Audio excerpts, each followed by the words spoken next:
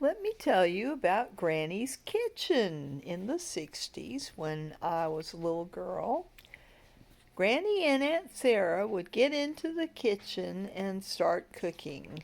Granny had two stoves, one much older than the other, and she had a wood-burning stove in the dining room. But the kitchen was huge, had lots of counter space, um, with several pieces of furniture, one of which was a cabinet made from an old pipe organ that the rats got into the bellows, Mama said, and so it didn't work anymore. Granny was very skilled with the organ and the piano. They never could afford a piano, but she had an organ.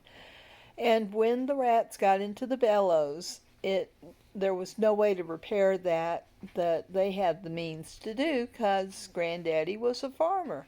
So he took that cabinet that the organ was, he took the guts out and made it into a cabinet, a large cabinet for the wall.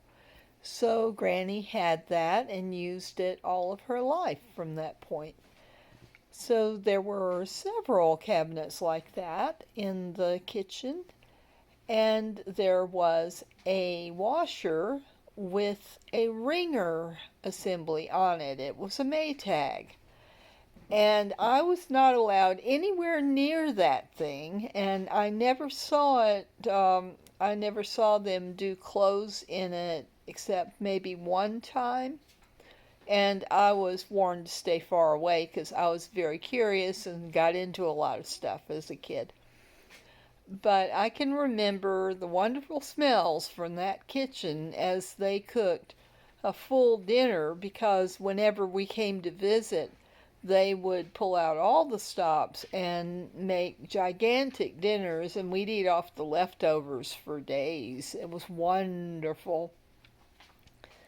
The dressing, and they'd do a turkey, and oh yeah, it was marvelous to watch. And that wood burning stove, there's an art to cooking on those things. You have to watch it, you have to make sure that there's just the amount of wood it needs, not too much, not too little.